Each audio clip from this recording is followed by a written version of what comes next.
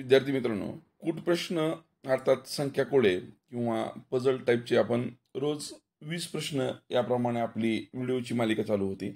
आजचा हा 10वा व्हिडिओ आहे. बुद्धिमत्ता हा विषय ज्या ज्या स्पर्धा परीक्षांना असतो त्या त्या स्पर्धा परीक्षेमध्ये या टाईपचे प्रश्न किमान 2 किमान 3 निश्चितपणे असतात. ते प्रश्न कसे सोडवायचे याच्या हिंट्स तुम्हाला या व्हिडिओमधून मिळत असतात.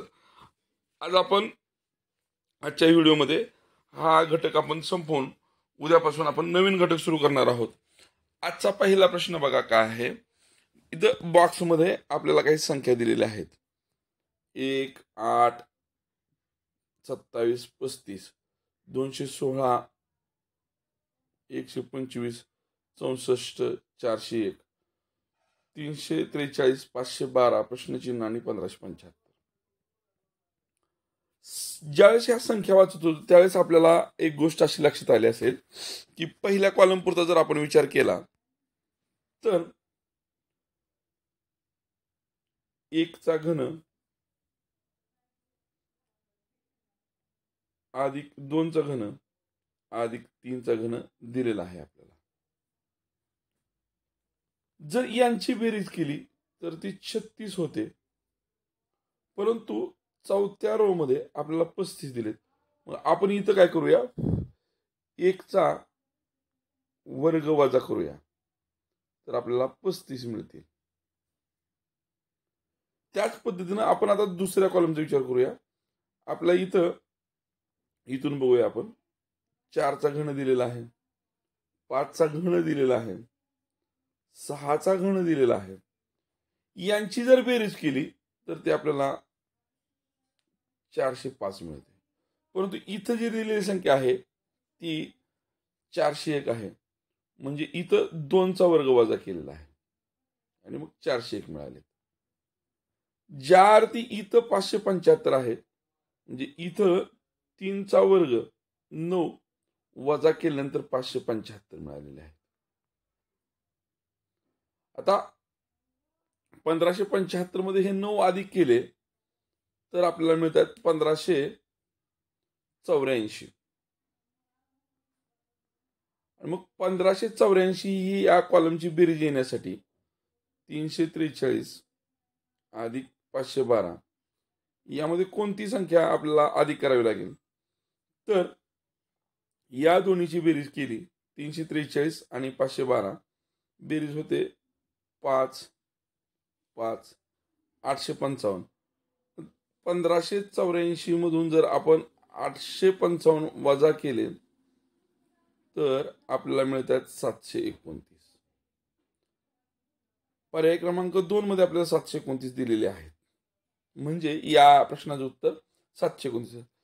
मग इथं आता विद्यार्थी बरेच जण म्हणतील सर इथं 1 चा घन होता, इथं 2 चा घन होता, इथं 3 चा घन होता, 4 चा घन होता, 5 चा घन होता, 6 चा घन होता, 7 चा घन होता, 8 चा घन होता, 9 चा घन इथे यायला पाहिजे.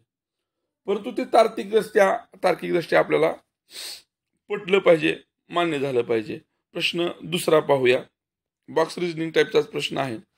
बॉक्समध्ये 4 कॉलम आणि 4 रो दिलेले आहेत. पहिल्या रोचा विचार करता आता बघा, हा जो कॉलम आहे या कॉलम मध्ये प्रत्येक रो मधील मोठी संख्या आलेली आहे. एका विशिष्ट रो मध्ये किंवा एका विशिष्ट कॉलम मध्ये प्रत्येक रो मधील किंवा प्रत्येक कॉलम मधील मोठी संख्या येत असेल तर ही मोठी संख्या कशी मिळाली या संदर्भाने आपण विचार करत असतो आणि मग उत्तर काढत असतो.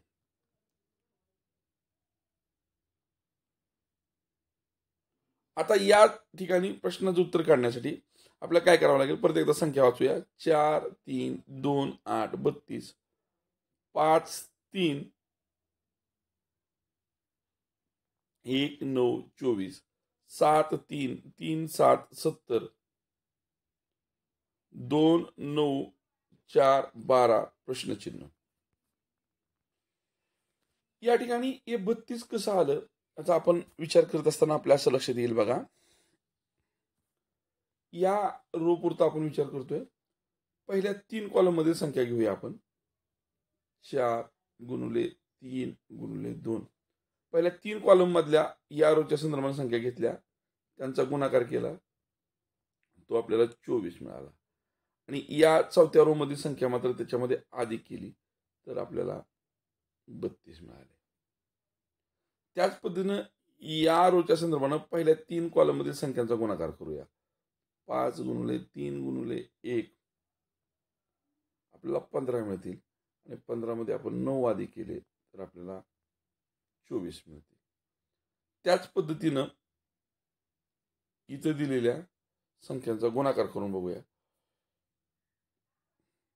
7 गुणिले 3 गुणिले 7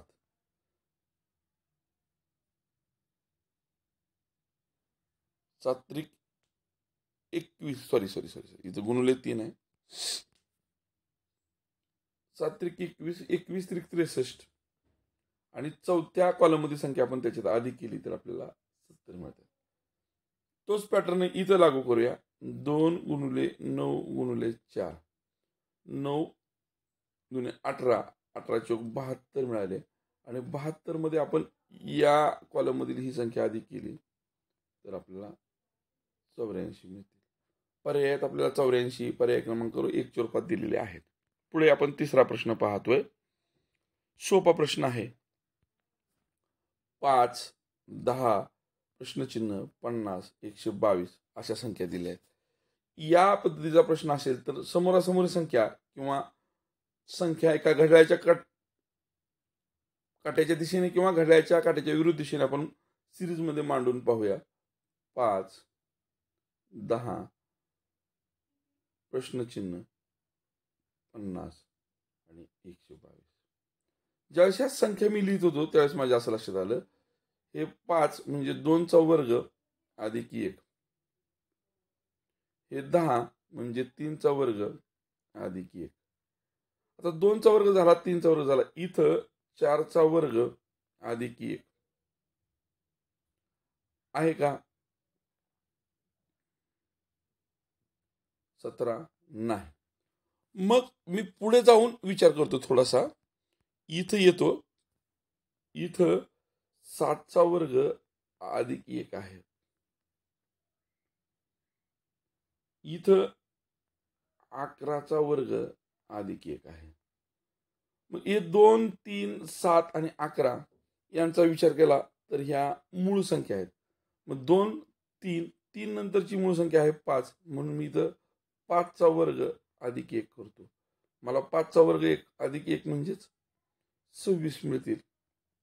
पर्यायात मला 26 पर्याय क्रमांक 4च्या रूपाने दिलेले आहेत. नंतर आपण पुढे जातोय. आपला चौथा प्रश्न पाहतोय. इथं पहा 2 4 8 16 32 64 प्रश्नचिन्ह अशा 128 आणि प्रश्नचिन्ह अशा संख्या दिल्या. ज्यावेळेस संख्या घड्याळाच्या काट्याच्या दिशेने मी वाचत होतो त्यावेळेस मला एक क्रमबद्धता लक्षात आली. परंतु असा प्रश्न असेल तर घड्याळाच्या काट्याच्या विरुद्ध दिशेने, घड्याळाच्या काट्याच्या दिशेने किंवा समोरासमोरील संख्याचा विचार करायचा असतो. परंतु इथं आपण एक सिरीज मांडून घेऊया. बघा 2 4 8 घड्याळाच्या काट्याच्या दिशेने आपण सिरीज मांडून घेतोय. 32 64 आणि 128. यामध्ये एक क्रमबद्धता लिहिताना लक्षात आली. 2ची दुप्पट 4 आहे, 4ची दुप्पट 8 आहे, 8ची दुप्पट 16 आहे, 16ची दुप्पट 32 आहे, 32ची दुप्पट 64 आहे, 64ची दुप्पट 128 आहे. म्हणजे पुढे आता 128ची दुप्पट म्हणजेच 256 असणार आहे. 256 आपला पर्याय क्रमांक 4च्या स्वरूपात दिलेला आहे. पुढे जातोय आपण. पुढचा प्रश्न पाहूया. इथं काही संख्या दिलेल्या आहेत. 7 20 19 13 प्रश्नचिन्ह 10. आता ज्यावेळेस आपण निरीक्षण करू घड्याळाच्या काट्याच्या दिशेने जायचं म्हटलं तर क्रमबद्धता नाही. 7 नंतर 20, 20 नंतर आपण इथून म्हणू शकतो 20, 20 नंतर 19 13. इथं कमी होत चाललंय. मग हे कितीने कमी झालेत याचं निरीक्षण केलं तर आपलं उत्तर मिळेल कदाचित. बघूया आपण. इथून किंवा इथून घड्याळाच्या काट्याच्या विरुद्ध दिशेने आपण संख्या मांडत जाऊया सिरीज मध्ये. दोन्ही पद्धतीने उत्तर येईल कदाचित. 7 10 प्रश्नचिन्ह 13 पुढे 19 आणि पुढे 20. आता इथं बघा 3चा फरक दिसतोय. इथून इकडं मात्र मधली संख्या सोडता 3चा फरक आहे. मधल्या संख्येसाठी आपल्याला सगळे मोठ्या संख्या आहेत, म्हणजे फरकावरून आपलं उत्तर निघणार नाही. ज्यावेळेस फरकावरून उत्तर मिळणार नाही किंवा सिरीज मांडून उत्तर मिळणार नाही त्यावेळेस समोरासमोरी संख्येचा विचार करायचा. तर समोरासमोरी संख्येचा 7च्या समोर 13 आहे, 10च्या समोर 19 आहे, 20च्या समोर काय असतील. यांच्यामध्ये एक नातं किंवा एक पॅटर्न दिसतोय बघा. 7ची दुप्पट 14 वजा 1 पुढे 13 आलेत. 10ची दुप्पट 20 वजा 1 पुढे 19 आलेत. त्याच पद्धतीने आता मग 20ची दुप्पट 40 वजा 1 39 पर्यायात आपल्या पर्याय क्रमांक 2 मध्ये येणार आहे. यानंतर पुढे 6वा प्रश्न. इथं सरळ सरळ दिलेलं आहे की या कॉलमचं हे उत्तर आहे. हे कसं आलं या संदर्भाने तर्क लावायचा, म्हणजे तुम्ही उत्तर शोधण्यासाठी कुठली दिशा लावा हे या रेषेने इथं लक्षात येत आहे. मग हे चौतीस येण्यासाठी काय करावं लागेल बघा. पहिल्या कॉलमचा विचार केला. पहिल्या कॉलम मधील पहिल्या दोन संख्या 6 गुणिले 5 किंवा 5 गुणिले 6 30 येतील. त्याच्यामध्ये हे 4 अधिक केले तर आपल्याला 34 भेटतील. बरोबर आहे का बघा. त्याच पद्धतीने या दोन्हीचा गुणाकार केला, 7 गुणिले 4 केलं किंवा 4 गुणिले 7 केलं तर आपल्याला 28 भेटतील आणि अधिक 2 केले तर आपल्याला 30 भेटतील. इथं दिलेल्या संख्या आहेत. म्हणजे आता या दोन संख्याचा गुणाकार केला 3 गुणिले 8 24. 24 मध्ये कोणती संख्या अधिक करावी म्हणजे आपल्याला 30 मिळेल. 24 मध्ये 6 अधिक केले की आपल्याला 30 मिळेल. आपल्याला 6 पर्याय क्रमांक 1च्या स्वरूपात दिलेले आहेत. म्हणजे या प्रश्नाचं उत्तर निश्चितपणे पर्याय क्रमांक 1 आहे. यानंतर आपण 7वा प्रश्न पाहतोय. इथं वर्तुळामध्ये काही संख्या दिलेत बघा. 7 प्रश्नचिन्ह 36 42 9 6. जर आपण घड्याळाच्या काट्याच्या दिशेने संख्या मांडत गेलो तर इथं प्रश्नचिन्ह आहे 36 पुन्हा 42 वाढलेत, पुन्हा कमी कमी झालेत, किंवा आपण घड्याळाच्या काट्याच्या विरुद्ध दिशेने इथं कमी झालेत, इथं वाढलेत, इथं वाढलेत, इथं कमी झालेत, असं उत्तर निघणार नाही. मग आपण समोरासमोरी संख्यांचा विचार करून उत्तर काढूया. म्हणजे उदाहरणाचे नमुने लक्षात येतील तुमच्या. 6च्या समोर आहेत 36, 7च्या समोर आहेत 42 आणि मग 9च्या समोर काय येतील. या दोन्हीमध्ये ज्यावेळेस आपण संबंध शोधतो त्यावेळेस दोन संबंध दिसतील. इथं 6चा वर्ग आहे परंतु इथं मात्र 7चा वर्ग नाही. मग इथली संख्या 6ला 6 गुणून मिळालेली आहे, इथली संख्या 7ला 6 गुणून मिळालेली आहे. म्हणजे 9च्या समोरची संख्या 9ला 6 गुणून मिळणार आहे. 9 सख्खी 54. 54 दिलेल्या पर्यायामध्ये पर्याय क्रमांक 2च्या स्वरूपात आपल्याला उपलब्ध आहेत. पुढे आपण 8वा प्रश्न पाहूया. सोपे प्रश्न आहेत. इथं आपल्याला काही संख्या दिलेल्या आहेत. बॉक्स रिझनिंगचा प्रश्न आहे. ज्यावेळेस आपल्याला एका ठराविक कॉलम मध्ये उर्वरित 2 संख्यापेक्षा मोठी संख्या दिसते त्यावेळेस ही संख्या कशी मिळाली याचा विचार करून उत्तरापर्यंत पोहोचायचं असतं. इथं बघा, जर 21 आणि 44 यांची मी बेरीज केली तर मला हे 65 मिळतील. जर मी या 21 आणि 66चा विचार केला तर मला 87 मिळतील. म्हणजे या दोन रो मधील बेरीज या रो मध्ये आहे. मला 55 मध्ये काय अधिक केल्यानंतर 77 मिळतील. त्यासाठी मी 77 मधून 55 वजा केले तर मला उत्तर मिळेल. उत्तर मिळेल 22. पर्याय क्रमांक 3. आपण पुढचा प्रश्न पाहतोय 9वा. सोपे प्रश्न आहेत. स्टारच्या स्वरूपाने प्रश्न आहे. समोरासमोरील संख्या बघा किंवा घड्याळाच्या काट्याच्या दिशेने घड्याळाच्या काट्याच्या विरुद्ध दिशेने संख्या मांडून पहा. इथं पटकन असं लक्षात येईल समोरासमोरील संख्यामध्ये संबंध आहे. तो कसा आहे ते शोधून काढू. समोरासमोरील संख्या आपण लिहून काढूया. 9च्या समोर आहेत 71, 6च्या समोर आहेत 36, तर 7च्या समोर काय येतील. आता इथं या दोन्हीमध्ये संबंध कसा जुळतोय बघा. 9चा वर्ग 81. 81 मधून जर आपण 71 वजा केले तर 10 राहतील. याचाच अर्थ वर्गामधून 10 वजा केल्यानंतर ही संख्या मिळालेली आहे. इथं बघा 6 आणि 36. 6चा वर्ग इथं 26 आहे, सॉरी 36. 36 मधून 26 वजा केले तर 10 मिळतील. याचाच अर्थ या 36 मधून 10 मिळाल्यानंतर त्याच्या समोरची संख्या मिळालेली आहे. म्हणजे 7चा वर्ग 49. 49 मधून कुठली संख्या वजा केल्यानंतर आपल्याला 10 मिळतील. 49 मधून आपण 10 वजा केले तर आपल्याला 39 मिळतील. 39 आपल्याला दिलेल्या पर्यायामध्ये पर्याय क्रमांक 3च्या रूपाने आहे. यानंतर आपण 10वा प्रश्न पाहतोय आजचा. सॉरी, तोच डबल प्रश्न झालाय. आपण 11वा प्रश्न पाहतोय. इथं थोडासा वेगळ्या स्वरूपाचा मजेशीर प्रश्न दिलेला आहे आपल्याला. तो प्रश्न काय आहे बघा.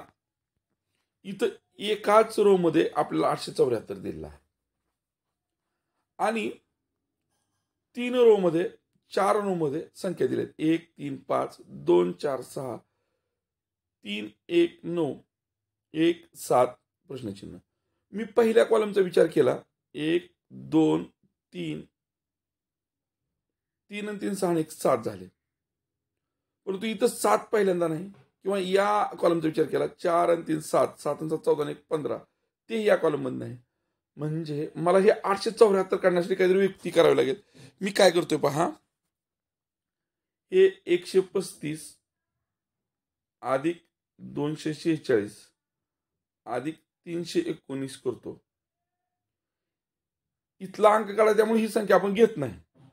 6 आणि 5 11 आणि 9 20 हातचे गेले 2. 7 आणि 1 8 8 आणि 2 10 हातचे गेले 1. 4 आणि 3 7. आपल्याला या वरच्या 3 कॉलम आणि 3 रोची बेरीज मिळाली 700. जर आपण 874 मधून ते 700 वजा केले तर आपल्याला मिळतील 4 7 आणि 1. म्हणजे इथं बघा 174 संख्या होण्यासाठी इथं कोणता अंक घ्यावा लागेल बघा. परत एकदा विचार करा. किती? 4. म्हणजे आता या प्रश्नात दखल काय घ्यायची आहे बघा.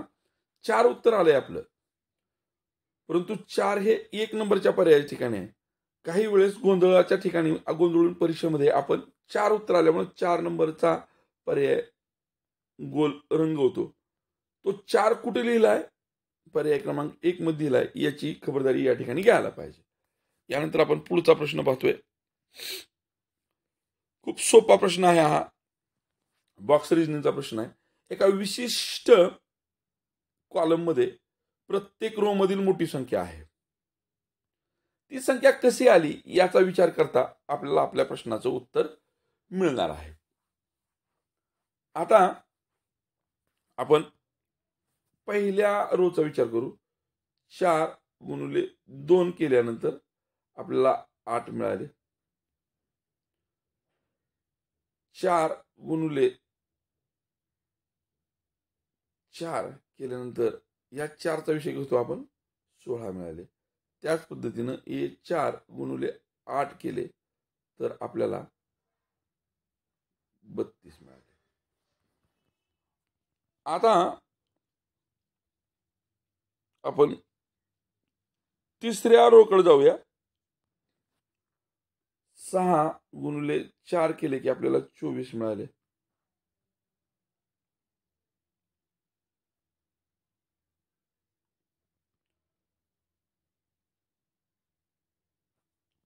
6 गुणिले 16 केले की आपल्याला 96 मिळत आहेत.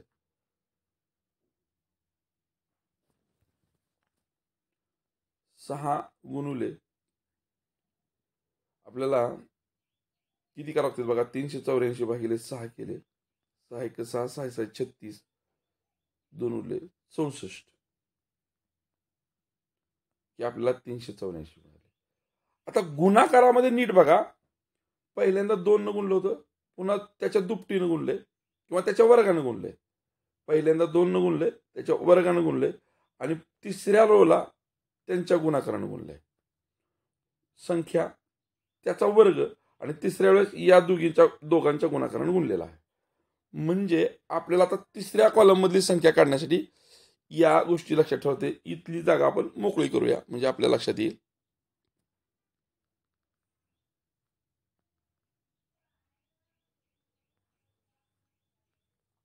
आपण तिसऱ्या रोच्या विचार केलेला आहे.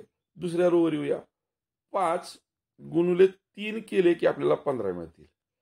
इथं 2चा वर्ग गुणला होता, इथं 4चा वर्ग गुणला होता, म्हणजे या 5ला आता 9च्या वर्गाने गुणावं लागेल, 45 होतील. आणि पुढे 5ला या दोन्हीच्या वर्गाने गुणलं, या दोन्हीच्या गुणाकाराने गुणलं तर 27 आले आणि बरोबर आपले उत्तर 135 येणार. म्हणजे या प्रश्नचिन्हाच्या ठिकाणी आपल्याला 5ला या 3च्या वर्गाने गुणल्यानंतर मिळणारी संख्या 45 असणार आहे. पुढे आपण 13वा प्रश्न पाहतोय. प्रश्नचिन्ह 6, 19, 58 अशा संख्या आहेत, परंतु प्रश्नचिन्हाच्या जागी येणारी संख्या ही या 58 पेक्षाही मोठी आहे. 6 पेक्षा 19 मोठा आहे, 58 मोठा आहे. या संख्या जर आपण क्रम घड्याळाच्या काट्या दिशेने मांडल्या, 6, 19 आणि 58, इथं एक क्रमबद्धता लक्षात येईल बघा. 6 गुणिले 3 बरोबर 18 आणि त्याच्यामध्ये अधिक 1 केला तर आपल्याला 19 मिळतील. 19 गुणिले 3 57 आणि त्याच्यात अधिक 1 केला की आपल्याला 58 मिळतील. आता पुढे आपल्याला म्हणजे बघा इथं 6ला 19, 6 नंतर 19, 19 नंतर 58, 58ला आपल्याला 3 न गुणावं लागेल. आपल्या उत्तराकडे जाण्यासाठी आपल्याला काय करावं लागेल, आता 58ला 3 न गुणावं लागेल. आपण 58ला जर 3 न गुणले, 8 त्रिक 24, 2 5 15, 2 17, परंतु गुणल्यानंतर अधिक 1 करतो, 175 पाहिजे.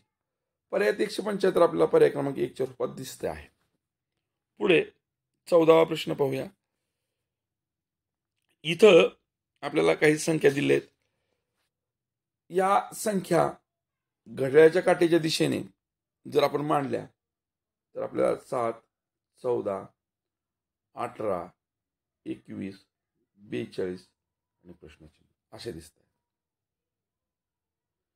इथं 7ची वाढ आहे, इथं 4ची वाढ आहे, इथं 3ची वाढ आहे, इथं 21ची वाढ आहे. म्हणजे सिरीज मांडून आपण या प्रश्नाच्या उत्तरापर्यंत पोहोचू शकणार नाही. आपल्याला पुढचं आपण काय शिकलो होतो, वर्तुळामध्ये संख्या शोधत असताना समोरासमोरी संख्यांचा काही संबंध जुळतोय का हे आपण पाहत होतो. 7च्या समोर 21 आहेत, 14च्या समोर 42 आहेत, 18च्या समोरची संख्या आपल्याला विचारली आहे. या 7 आणि 21 मध्ये जे नातं आहे, जो संबंध आहे, जी गणितीय क्रिया आहे, त्याच गणितीय क्रिया आपल्याला पुढे करायची आहेत. 7ला जर आपण 3 न गुणलं तर आपल्याला 21 भेटतात. 14ला सुद्धा आपण 3 न गुणलं तर आपल्याला 42 भेटतात. म्हणजे 18च्या समोरची संख्या आपल्याला मिळवायची असेल तर 18ला आपल्याला 3 न गुणावे लागेल. 18 त्रिक 54, पर्यायामध्ये 54 आपल्या पर्याय क्रमांक 4 मध्ये दिलेले आहेत. पुढे विद्यार्थी मित्रांनो, वर्तुळामध्ये संख्या दिल्या आहेत. 8, प्रश्नचिन्ह 11, 64, 144, 121. इथे थोडंसं लक्षात येते बघा. घड्याळाच्या काट्याच्या दिशेने किंवा घड्याळाच्या काट्याच्या विरुद्ध दिशेने संख्या न मांडता आपण जो दुसरा निकष बघत होतो किंवा दुसरी युक्ती बघत होतो, समोरासमोरील संख्या. इथे समोरासमोरील संख्या बघितल्यावर आपल्याला लक्षात येईल 8च्या समोर आपल्याला 144 दिलेले आहेत. 11च्या समोर आपल्याला 121, 8च्या समोर 64 आहेत. थोडासा गोंधळ होतोय. 11च्या समोर आपल्याला 121 दिले आहेत. 144 कशाच्या समोर असतील? 8 आणि 64, 11 आणि 121 प्रश्नचिन्ह आणि 144 यांच्यामध्ये आपल्याला पॅटर्न शोधायचा. 8 आणि 64 यांच्यामध्ये संबंध आहे. या 64चं हे वर्गमूळ आहे, 11चं हे वर्गमूळ आहे, म्हणजे 144चं वर्गमूळ. 144चं वर्गमूळ असतं 12, म्हणजे 144च्या समोर 12 ही संख्या असणार आहे. पर्याय क्रमांक 3 मध्ये आपल्याला ती उपलब्ध करून दिलेली आहे. यानंतर आपण पुढचा प्रश्न पाहतोय 16वा. इथं काही संख्या दिलेल्या आहेत.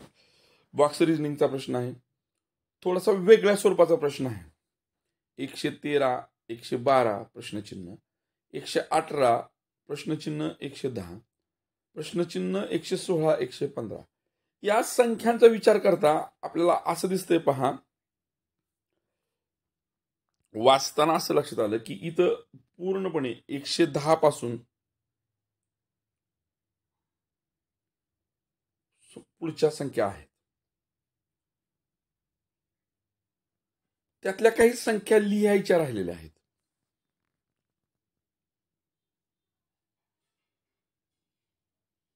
आणि त्या संख्या लिहित असताना त्याच्यामध्ये काहीतरी विशिष्ट क्रम आपल्याला शोधायचा आहे.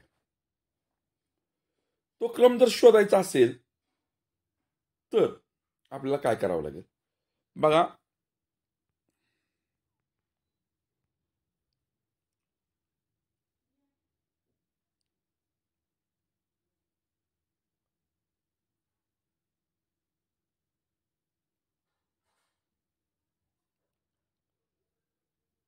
आपण जर कॉलम वाईज त्या संख्या शोधायचा प्रयत्न केला, पहिल्या कॉलमचा विचार केला, जर 113 अधिक 112 केले तर आपल्याला 225 मिळतील. 118 अधिक 110 केले तर आपल्याला 228 मिळतील. त्याच पद्धतीनं 116 आणि 115 यांची बेरीज केली तर आपल्याला 232 मिळतील.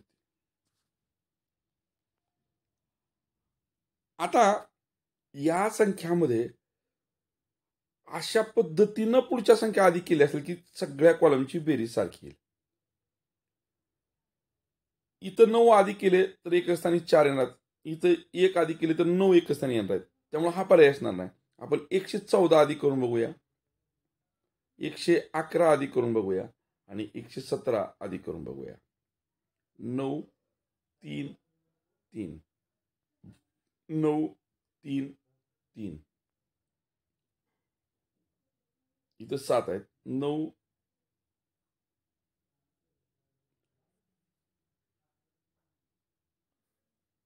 16 अरे इथं थोडंसं चूक व्हायला लागलं काहीतरी.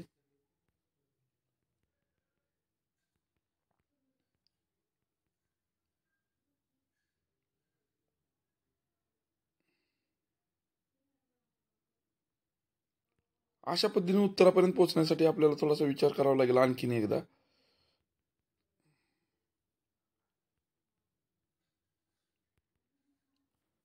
दोनशे 231 इथं 231 येतील आणि यांची बेरीज सारखी येण्यासाठी जर इथं आपण 14 आधी केले 114 तर आपल्याला 339 मिळतील. इथं आपण 111 आधी केले तर आपल्याला इथंही 339 मिळतील. इथं मात्र आपल्याला 348 भेटायलेत. आपण कुठेतरी चुकतोय. मग क्रम लावताना आपल्याला थोडासा वेगळ्या पद्धतीने क्रम लावावा लागेल. आपण हेच रोच्या संदर्भाने उत्तराकडे जाऊया. पहिल्या रो मधील 113 आणि 118 यांची बेरीज करूया. 8 आणि 3 11, हाचे गेले 1 3 231 आले. पुढे दुसऱ्या रोची बेरीज करूया. 112 आणि 116 यांची बेरीज आपल्याला 228 भेटेल. आणि तिसऱ्या रो मध्ये आपण बेरीज करूया. 110 आणि 115 ती आपल्याला 225 भेटेल. आता याच्यामध्ये अशी संख्या आधी करायची की तिन्ही कॉलमची ती बेरीज, तिन्ही रोची बेरीज सारखी येईल. जर मी इथे 111 घेतले तर मला इथं 342 होतील. जर मी इथं 114 घेतले तर मला 342 होतील. आणि 117 घेतले तर मला 342 होतील. मग पहिल्यांदा मला 111, परत 114 आणि 117 असा पर्याय क्रमांक 3 मध्ये दिसतोय. पुढे आपण 17वा प्रश्न पाहतोय. स्टारच्या स्वरूपातला प्रश्न आहे. इथं सुद्धा काही संख्या दिलेल्या आहेत. 8, 30, 90, 3, 80 प्रश्नचिन्ह.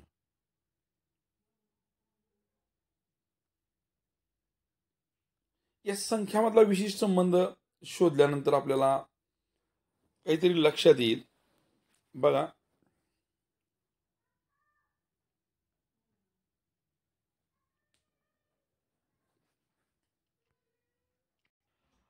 आपण स्टारचं निरीक्षण केल्यानंतर आपलं असं लक्षात येईल, हे 3 आणि हे 30 यांचा गुणाकार इथं दिलेला आहे. बघा, हे 3 आणि 30 यांचा गुणाकार इथे दिलेला आहे. 30 किंवा 3 गुणिले 30 बरोबर 90. म्हणजे या दोन संख्यांचा संबंध असा असणार आहे, 8 गुणिले कोणती संख्या केल्यावर 80 मिळतील. 8 गुणिले 10 केल्यावर आपल्याला 80 मिळतील. पर्यायात आपल्या पर्याय क्रमांक 2 चे रूपाने 80 दिलेले आहेत. आपण पुढे 18वा प्रश्न पाहूया. इथं 66, 198 आणि 594 दिलेले आहेत.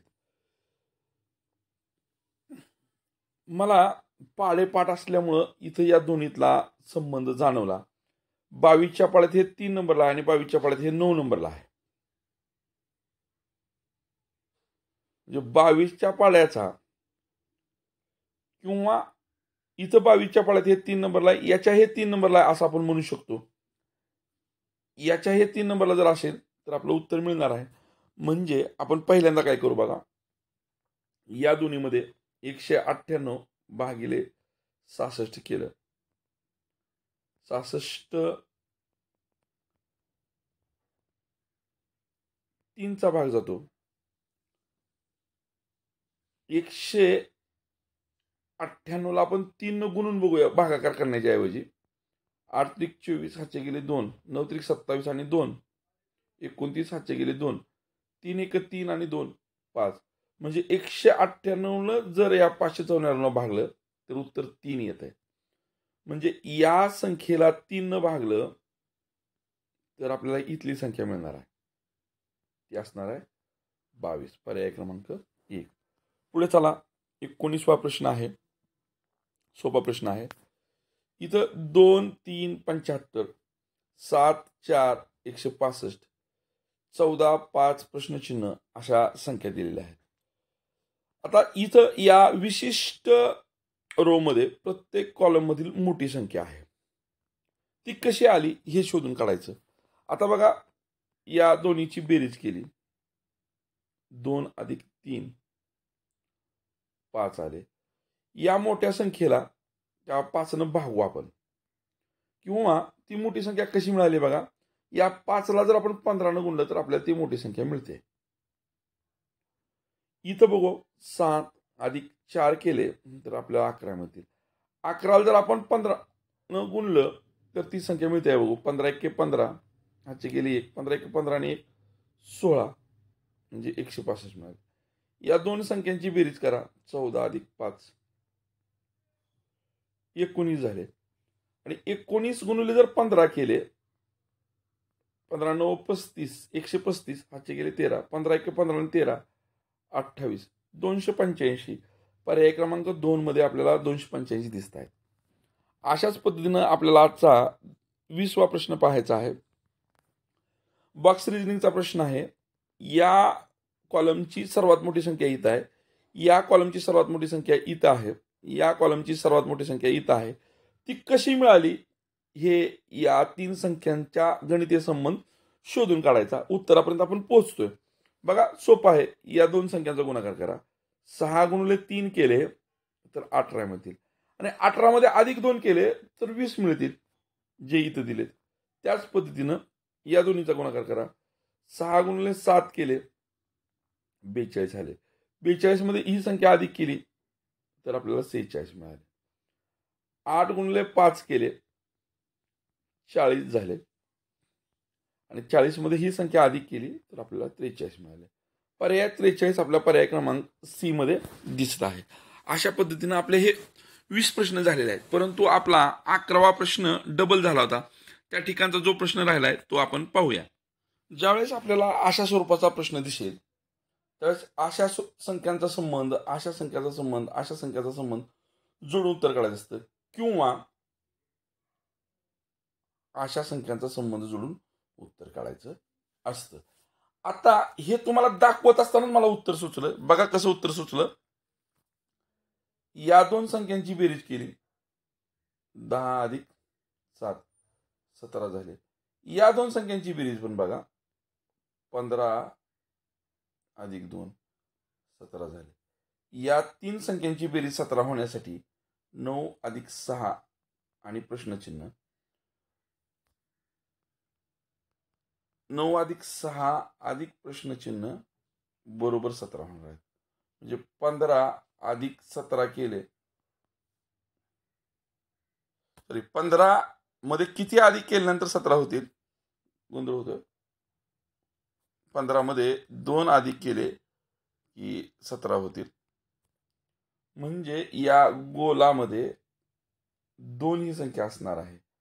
पर्यायात आपल्या पर्याय क्रमांक 1 मध्ये ती 2 दिली आहे. उत्तर 2 आलं म्हणून पटकन 2 नंबरचा पर्याय रंगवला तर आपण इथं चुकणार आहोत. पर्याय 2 उत्तर आपल्याला पर्याय क्रमांक 1 मध्ये दिलंय, त्यामुळे पर्याय क्रमांक 1 गिरवणं इथं अनिवार्य आहे. धन्यवाद.